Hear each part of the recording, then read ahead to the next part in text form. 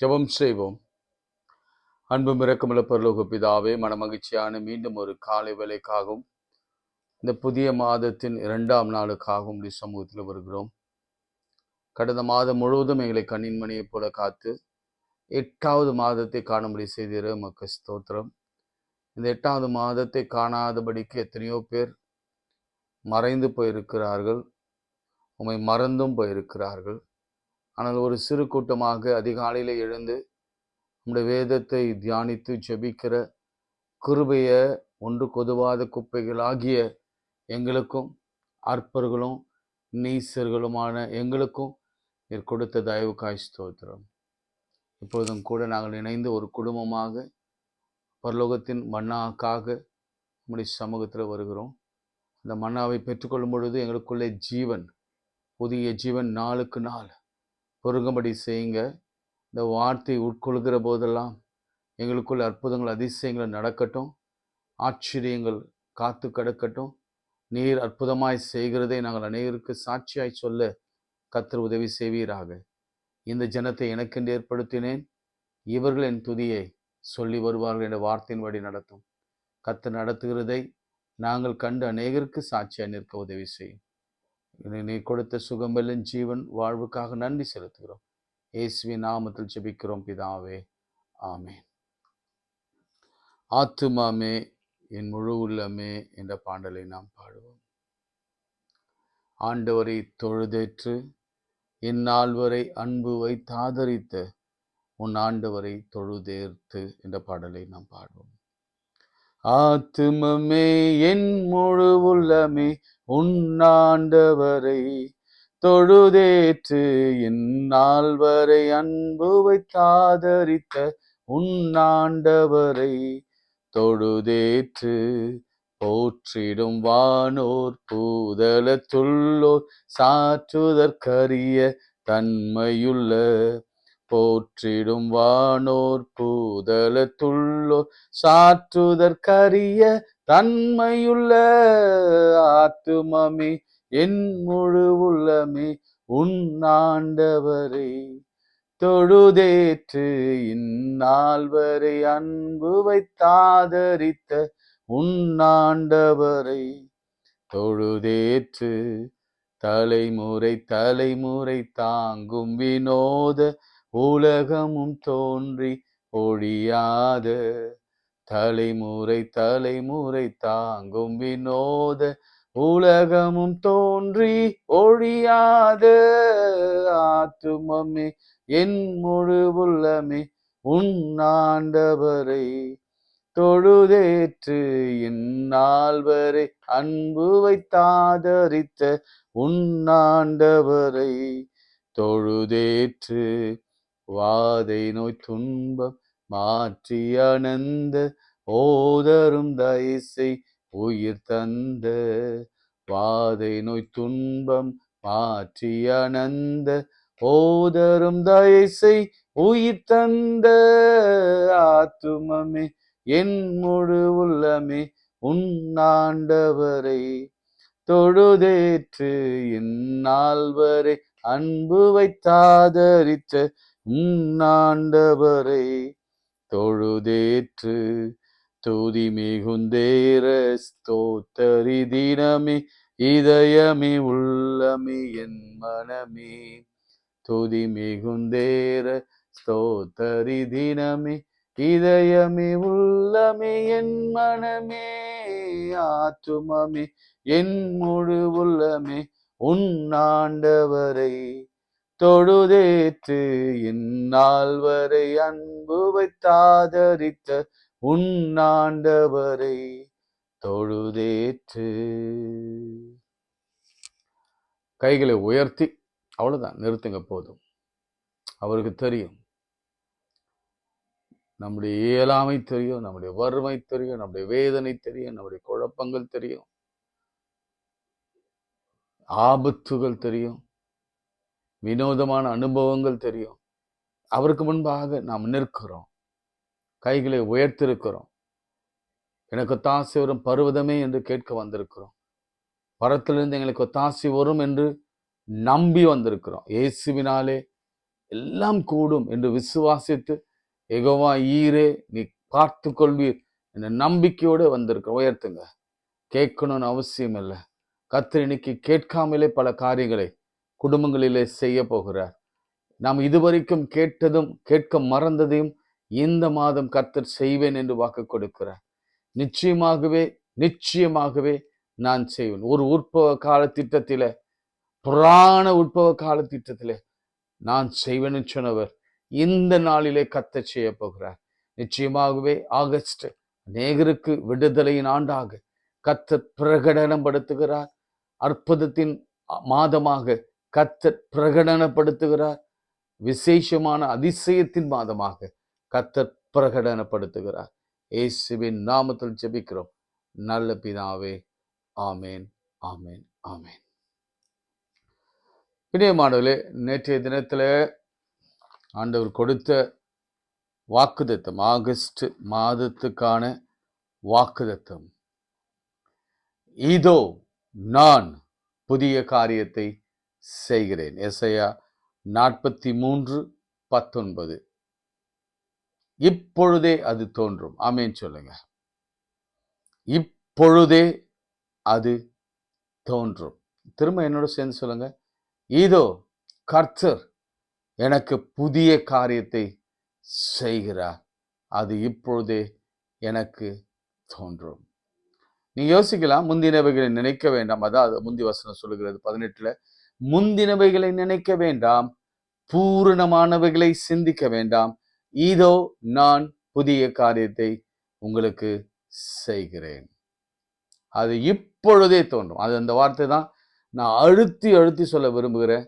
இப்பொழுதே அது தோன்றும். விசுவாசிக்கிறவங்க நல்லா ஆமேன்னு சொல்லுங்க. இப்பொழுதே தோன்றட்டும் ஆண்டவரே, இப்பொழுதே தோன்றட்டும். நாங்கள் காத்திருக்கிறது இப்பொழுதே பதில் தோன்றட்டும். அந்த அதிசயத்தை எங்கள் கண்கள் காணட்டும், பூரிக்கட்டும், அற்புதத்தை நாங்கள் பார்க்கட்டும். இப்பொழுதே தோன்றும், தோன்றும், தோன்றும்.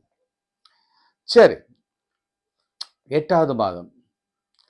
ஒருவேளை நீங்க நேற்றைய பிரசங்கத்தை கேட்டிருப்பீங்கன்னா, அதுல நான் 8 number 8 in the Bible, significant of number 8 in the Bible. நியூமராஜர்ல வேதத்தில் இருக்கிற ஒவ்வொரு எழுத்துக்களும், ஒவ்வொரு உறுப்புகளும், ஒவ்வொரு கமா, ஃபுல் ஸ்டாப், செமிகாலன் எதுவானாலும் அது வல்லமை உள்ளது, அது ஜீவன் உள்ளது, அது ஜீவிதத்தை வளர்க்க வல்லது, நமக்கு ஜீவனாய் மாற வல்லது. அப்போ 8 எதை குறிக்கிறது என்று பார்த்தா, புதிய ஆரம்பத்தை குறிக்கிறது, a new beginning. அப்போ ஆகஸ்ட் மாதம் 1ஆம் தேதியிலிருந்து கர்த்தருக்குள் இருக்கிற பிள்ளைகளுக்கு விசேஷமாய் இந்த காலை ஜெபத்திலே இந்த நாள் முழுவதும் ஜெபிக்கிற பிள்ளைகளோடு கர்த்தர் இடைப்பட்டு சொல்லுகிற பிரத்யேகமான தீர்க்க தரிசன வார்த்தை, அந்த ஆவியானவர் அந்த வார்த்தை கொடுத்தார். அது என்ன தெரியுங்களா? 8வது மாதம், a new beginning. இதோ நான் புதிய காரியத்தை செய்கிறேன், இன்றைக்கே தோன்றும். சரி, வேதத்துல இது ஒரு முன்னுரை தான், ஒரு 2 minutesல முன்னுரை முடிக்கிறேன். 8 நம்பர் 8 அப்படின்னா 7 நாட்கள், ஓய்வு நாள் 7வது நாள், அதை முடிந்த பிறகு அடுத்த வருகிற நாள் 8வது நாள், அதுதான் வாரத்தின் முதல் நாள். யாருக்கு? யூதர்களுக்கு ஒரு விசேஷமான ஒரு நாள். சரிங்களா? அதே மாதிரி நம்முடைய வாழ்க்கையிலும் கூட எங்கெங்கே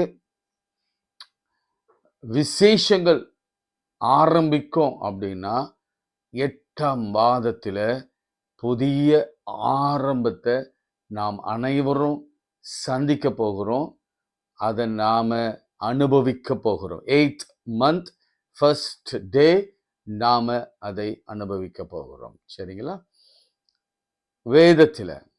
வேதத்துல சிறு சிறு இடங்களை உங்களுக்கு நான் காண்பித்து கொடுக்கிறேன், அதை நீங்க புரிந்து கொள்வீங்க என்று நான் நினைக்கிறேன்.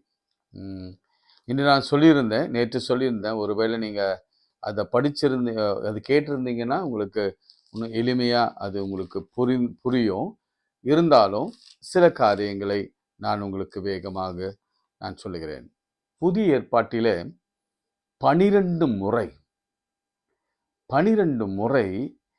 8 அல்லது 8 என்ற வார்த்தை வருகிறது. சரி, அதுல சில நிகழ்வுகளை மாத்திரம் நான் சொல்லுகிறேன். லூக்கா 9ஆம் அதிகாரத்தில் 28ஆம் வசனத்தில் இயேசு கிறிஸ்து மறுரூபமானார். இன்றைக்கும் கூட நாம நம்முடைய வாழ்க்கை, நம்முடைய பிள்ளைகளின் வாழ்க்கை, நம்ம குடும்ப வாழ்க்கை, நம்முடைய கடன் வாழ்க்கை, நம்முடைய தேவையின் வாழ்க்கை, பிள்ளை பெருக்கான அந்த ஏக்கம், அப்படிப்பட்ட காரியங்கள் எல்லாம் கர்த்தர் மறுரூபப்படுத்துகிற மாதம். நீங்க அந்த வசனத்தை வாசித்தீங்கன்னா, லூக்கா 9ஆம் அதிகாரம் 8ஆம் வசனத்தை நீங்க வாசினா உங்களுக்கு தெரியும். அதுல 8வது நாள் அப்படின்னு வரும். நீங்க அதை வீட்டில் வாசிங்க, இது உங்களுக்கு எக்ஸசைஸ். அடுத்து யோவான் 20ஆம் அதிகாரம் 26ஆம் வசனத்துல 8 நாளைக்கு பின்பு தோமாவை சந்திக்கும்படி வந்து அவர் சொன்ன வசனம், பீஸ், உங்களுக்கு சமாதானம். ஒருவேளை இந்த 7 மாதம் நீங்க சமாதானம் இல்லாம இருந்திருந்தாலும் பரவாயில்ல, 8ஆம் மாதத்தில் இப்பொழுதே அந்த சமாதானத்தை கொடுத்து ஆண்டவர் நம்முடைய அவ்விசுவாசங்களுக்கெல்லாம் ஒரு முற்றுப்புள்ளியை வைக்கிற மாதம். சரிங்களா? ஆண்டவர் சொன்னார், அவிசுவாசியை கண்டு விசுவாசிப்பதை விட காணாது விசுவாசிக்கிறவனே பாக்கியவான். சரிங்களா? ஆக்ட்ஸ் ரெவலேஷன்ல ஆக்ட்ஸ் அப்போஸ்தலர் அதுல 9ஆம் அதிகாரம் 33ஆம் அப்போஸ்தலர் 9:33 அதுல அனினியா என்ப ஒருவன் நடக்க முடியாம 8 ஆண்டுகளாக படுத்து கிடந்தான். 38 வருஷம் படுத்திருந்த போல 8 ஆண்டுகள் படுத்திருந்தான். பேதுரு போய் எழுந்து நில், இயேசுவின் நாமத்தினாலே என்று சொல்லி உன் ஆடையை நீயே போட்டுக்கொள், நடவென்றார். ரைட்? எத்தனை வருஷம்? 8 வருஷம். அப்போ இந்த மாதம் ஆகஸ்ட் மாதம் நீங்க எழுந்து நின்று, கவனிங்க, எழுந்து நின்று உங்கள் ஆடைகளை நீங்கள் போட்டுக்கொண்டு உங்கள் வேலைகளை நீங்கள் செய்து கொண்டு நடக்கிற அதிசயமான மாதம். சரிங்களா? ஓகே. 1 பேதுரு 3ஆம் அதிகாரம் 19ஆம் வசனத்துல நோவா குறித்து சொல்லப்பட்டிருக்கிறது. நோவா பேழை பற்றி நமக்கு நல்லா தெரியும். ஆனா நோவா பேழைக்குள் எத்தனை பேர் இருந்தாங்க தெரியுமா? கரெக்ட், 8 பேர் இருந்தார்கள். 8 பேரையும் ஜல பிரவாகத்திலிருந்து, பிரளயத்திலிருந்து காப்பாற்றின ஆண்டவர் இந்த மாதத்துல இருந்து நம்ம எல்லாரையும் எல்லா தீமைக்கும் அவர் விலக்கி காப்பார். இஸ்ரவேலை காக்கிறவர் உறங்குறதும் இல்லை, தூங்குறதும் இல்லை. பேழைக்குள் வைத்து காத்தார். பெருமழைக்கு பேழைக்குள் வைத்து காத்தார். அப்படியே நம்மையும் எல்லா தீங்குக்கும், எல்லா ஆபத்துக்கும், எல்லா வியாதிக்கும், எல்லா பலவீனத்துக்கும், எல்லா மரணக்கட்டுக்கும், எல்லா சாபத்துக்கும், எல்லா பிசாசின் சோதனைகளுக்கும், பிசாசின் பெரிய பெரிய ஆபத்துகளுக்கும் விலக்கி நம்மை காக்கிற மாதம். சரிங்களா? அடுத்து வெளிப்படுத்தல் 17:11 இது ஒரு ஆச்சரியமான விஷயம். 8வது ஒரு அந்தி கிறிஸ்து மாதிரி ஒரு மிருகம் எழும்போ அது வர நேரம் ஆயிற்று. ஸோ ரொம்ப ஜாக்கிரதையா இருக்கணும். இந்த 8 அப்படின்ற வார்த்தை அந்தி கிறிஸ்துவை குறிக்கும் ஒரு வார்த்தை. வெளிப்படுத்துகிற விசேஷம் 17ஆம் அதிகாரம் அதனுடைய 11ஆம் வசனம், இருந்ததும் இராததும் ஆகிய மிருகமே, அதாவது இருக்கிற மாதிரி இருக்கும், இராத மாதிரி இருக்கும், 8வது வானவன் அவன் அவ்வேளையிலிருந்து தோன்றுகிறவனும் நாசம் அடைய போகிறவனுமாயிருக்கிறான். தோன்றுவான், நாசம் அடைவான். சரிங்களா? ரைட். இது மாதிரி நீங்க தேடுங்க. ஓல்ட் டெஸ்ட்மெண்ட்ல 8 முக்கியமான விஷயம், அதை சொல்லிட்டு நான் கடந்து போகிறேன். தாவீது எத்தனாவது பிள்ளை? தாவீது 8th son.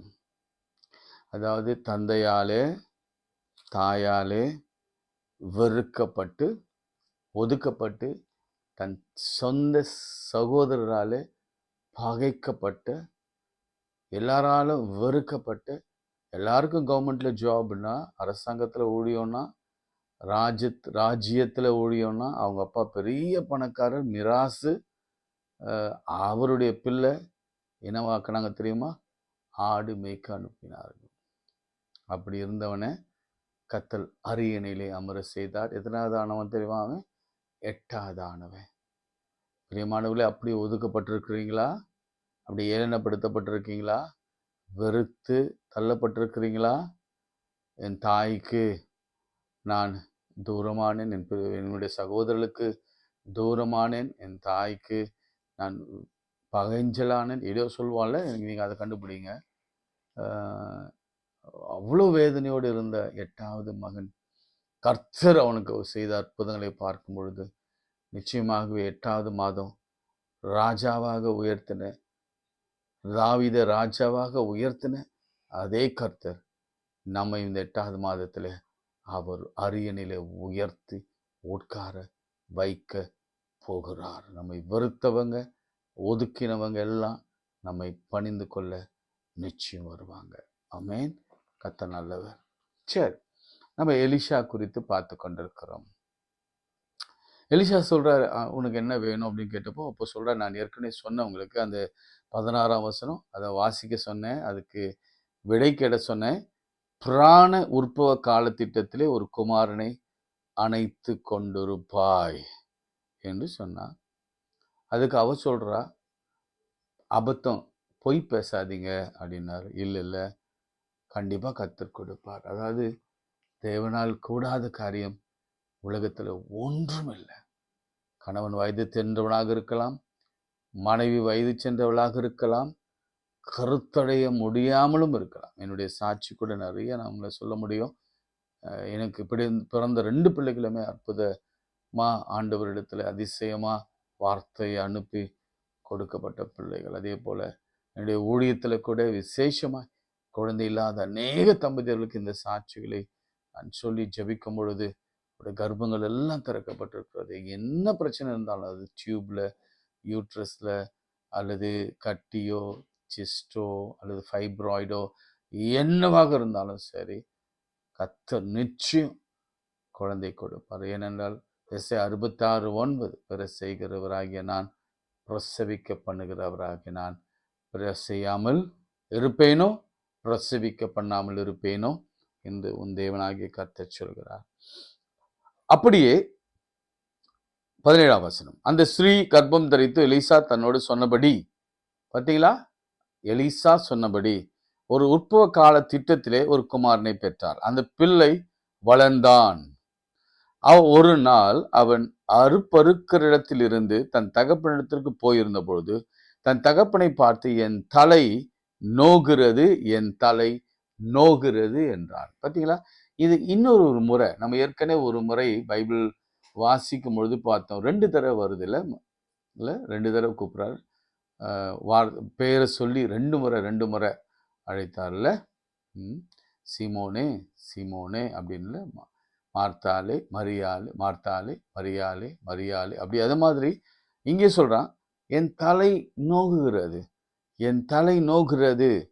அப்பொழுது அவன் வேலைக்காரனிடத்துல, இவனை இவன் தாயிடத்துல கொண்டு போய் விட்டுவிடு என்று சொன்னார்.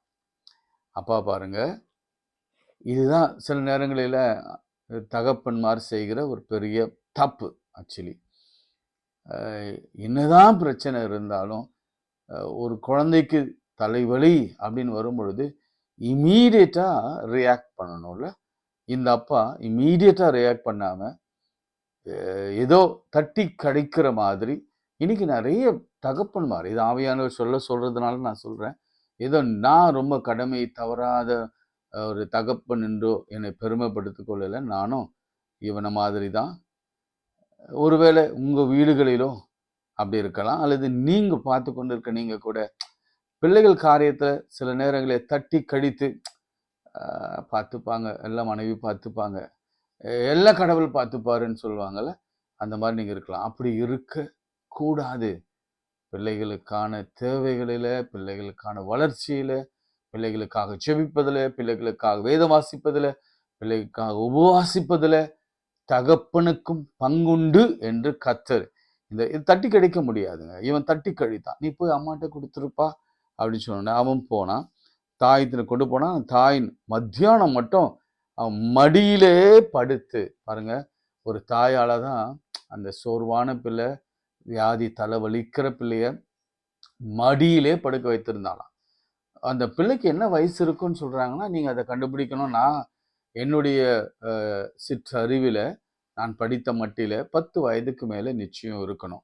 நிச்சயம் 10 இயர்ஸ் அபோவ் தான் இருக்கணும். ஒருவேளை நீங்க இன்னும் ஆய்வு செய்யுங்க.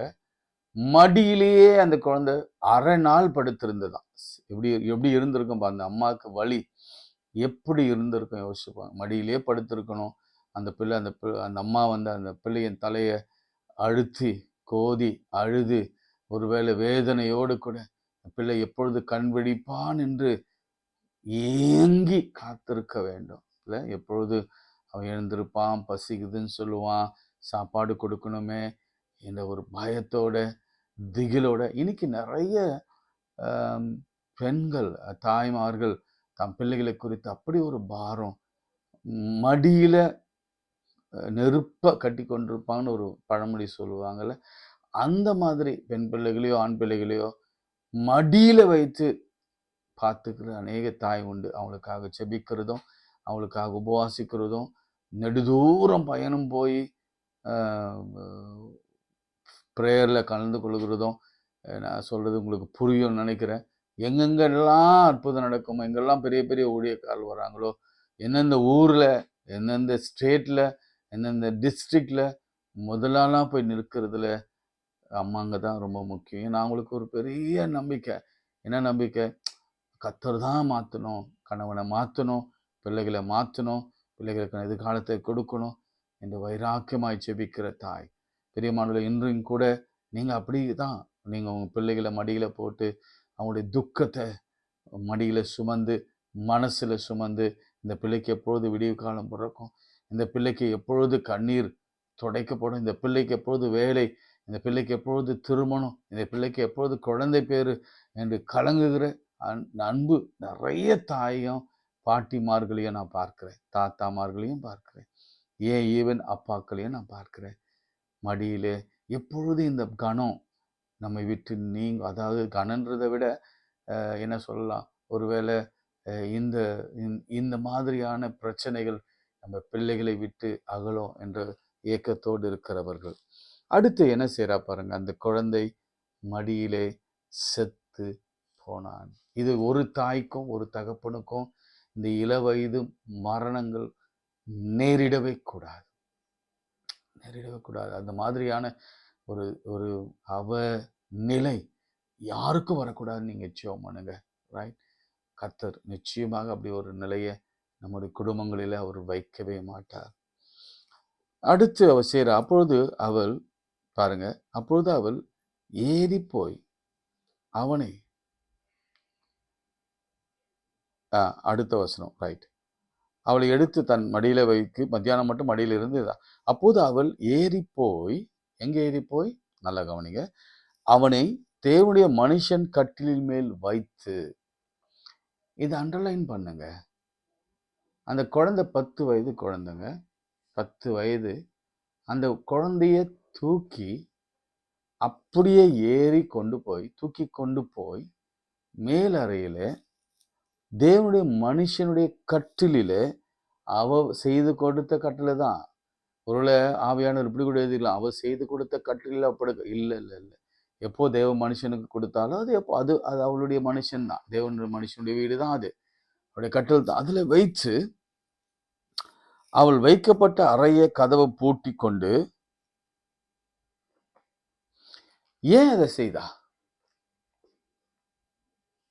ஏன்னா அவளுக்கு வார்த்தை எங்கிருந்து வந்தது, வாக்குத்தத்தம் எங்கிருந்து வந்தது? அந்த அறையில் இருந்து தான் வந்தது.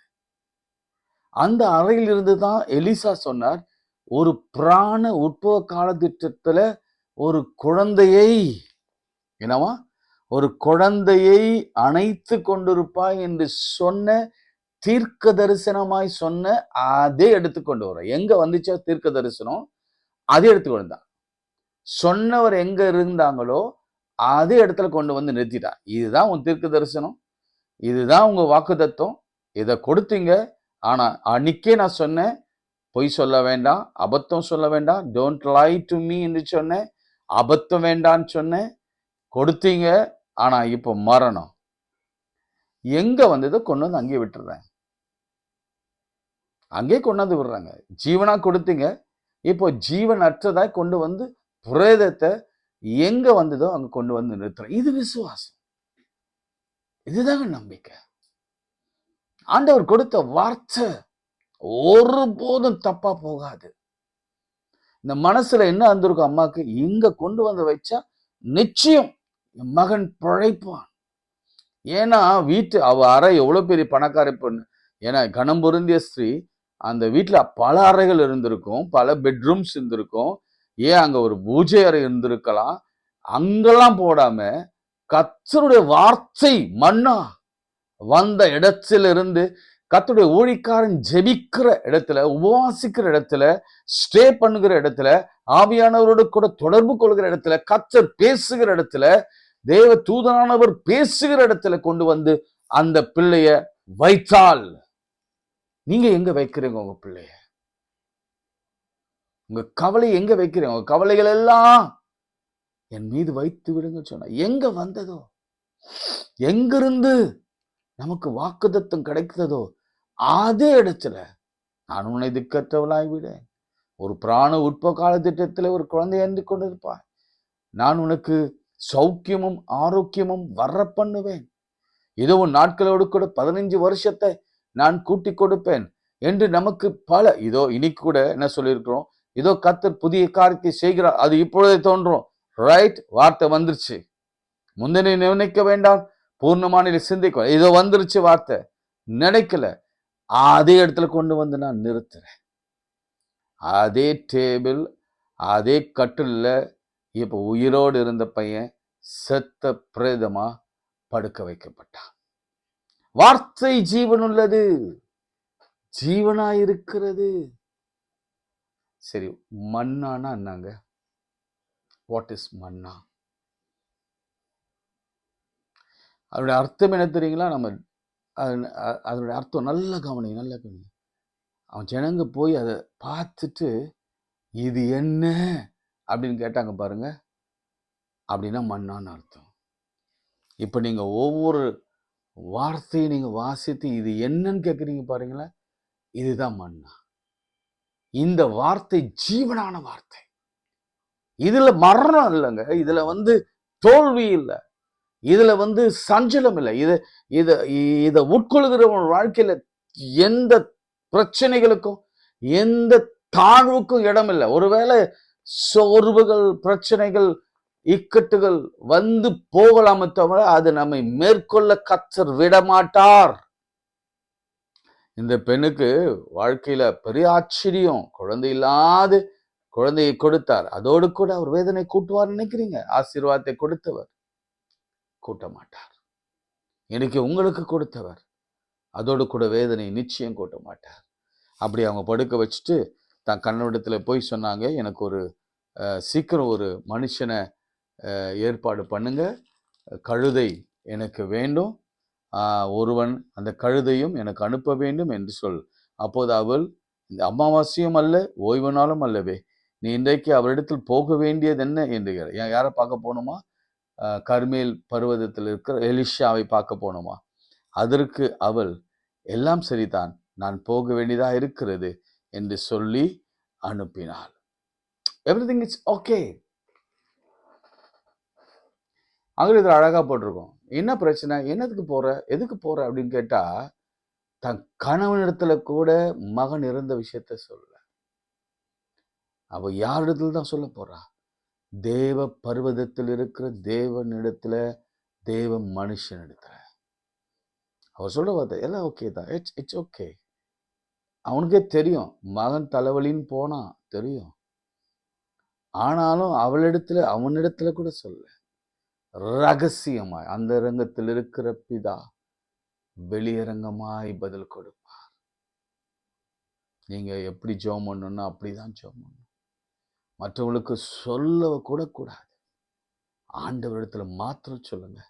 சில வேளைகளில் நம்ம ஜெபம், நம்ம வேண்டுதல் யாருக்கும், வெளியாளுகளுக்கு யாருக்கும், அதாவது நம்பிக்கை இல்லாதவர்களுக்கு நம்முடைய ஜெப வேண்டுதல் சொல்லவே கூடாது. ஆண்டவரை நம்புற சொல்லுங்க. அதே ஏன் சொல்ல, கணவன் இடத்துல சொல்றேன். கணவன் இடத்துல சொல்லணும்னா, கர்த்தர் மேல நம்பிக்கை இல்லாத கணவன் இடத்துல கூட சொல்லாத, ஆண்டவரிடத்துல மாத்திரம் சொல்லு. அல்லது மனைவி இடத்துல சொல்லாத, ஆண்டவரிடத்துல மாத்திரம் சொல்லு. நிச்சயம் ஒரு அற்புதம் நடக்கும், அப்பொழுது சொல்லு, இது கர்த்தர் செய்த செய்கை என்று. வேகமா போடினாலும் ஏன் கேயாசி இடத்துல கூட சொல்லல, அவன் நேர மேல ஓடி ஒரு இடத்தோடு நிக்கல. எத்தனை கிலோமீட்டர்லாம் நான் ஏற்கனவே பிரசங்கத்துல சொல்லியிருக்கிறேன். வேணா நாளை தினத்துல உங்களுக்கு அதை நான் சொல்றேன். அவ்வளோ கிலோமீட்டர் கடந்து போய் யார் இடத்துல சொல்லாம, கேயாசி இடத்துல சொல்லாம, கேயாசி வர பார்க்கும் பொழுதே 25ஆம் வசனம், கர்மேல் பர்வதத்திலும் தேவனுடைய மனுஷனத்திற்கு போனார். தேவனுடைய மனுஷன் தூரத்தில் அவளை வர கண்டு தன் வேலைக்காரனாகிய கேயாசை பார்த்து, அதோ சுனேமியால் வருகிறாள், நீ அவளுக்கு எதிர்கொண்டு ஓடி, நீ சுகமா இருக்கிறாயா? உன் புருஷன் சுகமா இருக்கிறானா? அந்த பிள்ளைகள் சுகமா இருக்கிறதா என்று அவளிடத்தில் கேள் என்றாள். அதற்கு அவள் சுகந்தான் என்றாள். நான் இதோடு நிறுத்துற நேரமாச்சு. நாளைக்கு நான் தொடர்ந்து பேசுறேன். அவங்க ஹஸ்பண்ட் சொன்னா எவ்ரிதிங் இஸ் ஓகேன்னு சொன்னா, இப்ப கேயாஸ் இருக்கிற சுகமா 3 கேள்வி கேட்டார். நீ சுகமா? உன் கணவன் சுகமா? உன் பிள்ளை சுகமா? அதுக்கு ஒரே பதில், எல்லாம் சுகமா இருக்கிறாங்க. இன்னைக்கு அப்படி ஒரு விசுவாசம் நமக்கு வேணும். அப்படி ஒரு விசுவாசம். சுனமையால் நான் படிக்க என்னை வியப்பூட்டின பெண், அது வியப்பூட்டின ஒரு விமன் அப்படின்னு சொன்னா, ஒரு தாயின்னு சொன்னா அது மிகையாக. திருமறை, என்டையர் திருமறையில அவ்வளவு கான்ஃபிடன்ஸான ஒரு வார்த்தை, அவ்வளவு என்கரேஜிங்கான லைஃப், அவ்வளவு இன்ஸ்பைரிங்கான உமனை திருமறையில வேற எங்கே நீங்க பார்த்துருக்க முடியாது. நீங்க திரும்ப திரும்ப பாருங்க, இங்கிலீஷ்ல பாருங்க, இன்னும் டிரான்ஸ்லேஷனா பாருங்க. அந்த அம்மா விசுவாசம் தலை நிமிர்ந்து நிற்க வைக்கிறது. எல்லாம் நல்லா இருக்கிறாங்க, எல்லாம் நல்லா இருக்கிறாங்க. எவ்ரிபடி இஸ் ஓகே, சுகமா இருக்கிறாங்க. மகன் இறந்து போயிருக்கிறான், கணவன் கண்டு கொள்ளவே இல்லை. ஆனா வெளிக்காரணத்துல சொல்கிறார், சுகமா இருக்கிறாங்க. ஜெபம் பண்ணலாமா? இன்னைக்கு ஒருவேளை பல விதமான போராட்டங்களில நான் யாரிடத்துல சொல்வேன், யாரிடத்துல சொன்னாலும் அது கேவலம் தான். அங்க நம்ம சொல்லாம இருக்கிற வரைக்கும் தான் நல்லது. ஜெபம் பண்ணலாம். இதாவே எவ்வளோ உபத்திரவங்களின் மத்தியில நீர் எங்களுக்கு கடந்த நாட்களிலே பெரிய பெரிய அற்புதங்களை செய்திருப்பா. புதிய மாதம் காணும்படி செய்திருப்பா.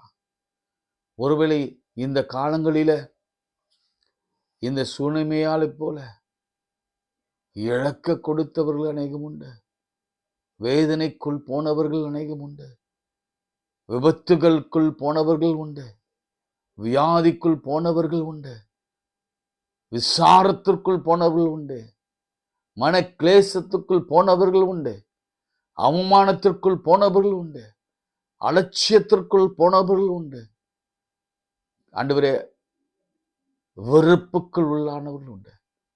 அவற்றின் மத்தியில இந்த சூனிமையாளர்களுக்கு முன்பாக நிறுத்தி, எவ்வளவு விசுவாசமுள்ள ஒரு தாய், விசுவாசமுள்ள ஒரு மனைவி, விசுவாசமுள்ள ஒரு சகோதரி, இதை பார். இதன் வழியாக சில காரியங்களை நான் கற்றுக் கொடுப்பேன்னு சொல்லி இந்த காலை வேளையில கற்றுக் கொடுக்கிற கிருபை காய்ச்சோதரை எங்க தாய்மார்களை, எங்க தாய்களை, எங்க மனைவிமார்களை, எங்கள் பிள்ளைகளை, பெண் பிள்ளைகளை, எங்க மருமக்களை, விசேஷமாய் இந்த சூனிமையாளுடைய ஒரு பெரிய அந்த கிருபை, அந்த அம்மா மேலிருந்த அந்த அந்த அந்த ஆவியின் வரங்கள் என்று சொல்லுவேன், அந்த பண்புகள் என்று சொல்லுவேன், அவளிருந்து அந்த குணாதிசயங்களை சொல்வேன். அந்த குணாதிசயங்கள் எங்கள் தாய், எங்கள் சகோதரி, எங்கள் மனைவி, எங்கள் பெண் பிள்ளைகள் அவள் மீது வரட்டும் சுவாமி. உண்மையே நேசிக்கிற, உண்மை கனப்படுத்துகிற, உமக்கு உற்சாகமாய் கொடுக்கிற, உம்மிடத்துல குறைவுகளை சொல்லுகிற, எந்த தாழ்வு வந்தாலும் அதை உம்மிடத்துல கொண்டு போய் ஜெயமாய் மாற்றுகிற ஒரு பெரிய கிருபை வரத்தை கொடுங்க. போராடுகிற அந்த ஏழை விதவை போராடினான், அலட்டி கொண்டே இருந்தார். அதான் அந்த சொல்றான், அந்த அநீதியான நியாயாதிபதி சொல்றான், இவள் தினந்தோறும் என்னை வந்து அலட்டாதபடிக்கு இவளுக்கு நான் நியாயம் செய்வேன். அப்படி எங்க தாய்மார்கள் ஜெபிக்கிறதுனாலதான் நாங்க கணவன் பிள்ளை ஆண் பிள்ளைக எங்க தகப்பன்லாம் நாங்க ஜீவனோடு இருக்கிறோம். தகப்பனே, ஜீவனோடு இருக்கிறோம். கர்த்தர் உதவி செய்யுங்கப்பா. காலை வேளையில உதவி செய்யுங்க, அற்புதம் செய்யுங்க, அதிசயம் செய்யுங்க. தலைவலி, வேதனை, பலவீனங்கள், சோர்வுகள், கடன்கள், விபத்துகள், நாசமோசங்கள் விலக்கி காத்துக்கொள்ளுங்க. எங்களுக்காக ஜெபிக்கும்படி கேட்ட ஒவ்வொரு பிள்ளைகளையும் ஆசீர்வதிங்க. ஆகஸ்ட் மாதம் அவருக்கு பெரிய அதிசயத்தின் மாதமாக அமைய கர்த்தர் உதவி செய்வார். எல்லா அடிமை தினத்திலிருந்து வெளியே வருகிற மாதமாக, பிள்ளைகளுக்கு ஒரு பெரிய அதிசயம் நடக்கிற மாதமாக அமையட்டும். எல்லாம் எங்களை தாழ்த்தி உடைய கர்த்தர் கொடுக்கிறோம். நாங்கள் இந்த மாதம் அதிசயத்தை மாத்திரம் காணணும். இணைக்க இப்பொழுது நாங்கள் கேட்டுக்கொண்டிருக்க அதே வேளையில அற்புதம் நிகழ்ந்தது என்று நாங்கள் கேள்விப்பட, அநேகர் கேள்விப்பட கர்த்தர் அற்புதம் செய்யுங்க. எங்களை தாழ்த்துகிறோம், உயர்த்துகிறோம். இயேசுவின் நாமத்தில் ஜெபிக்கிறோம் பிதாவே, ஆமேன். நமது ஆண்டவராகிய இயேசு கிறிஸ்துவின் கிருபை, பிதாவாகி தேவனுடைய அன்பு, பரிசுத்தாவின் ஐக்கியம் நம் அனைவரோடு மீண்டும் மீண்டும் சதாக்கள் நிலைத்திருப்பதாக. ஆமேன், ஆமேன். God bless you.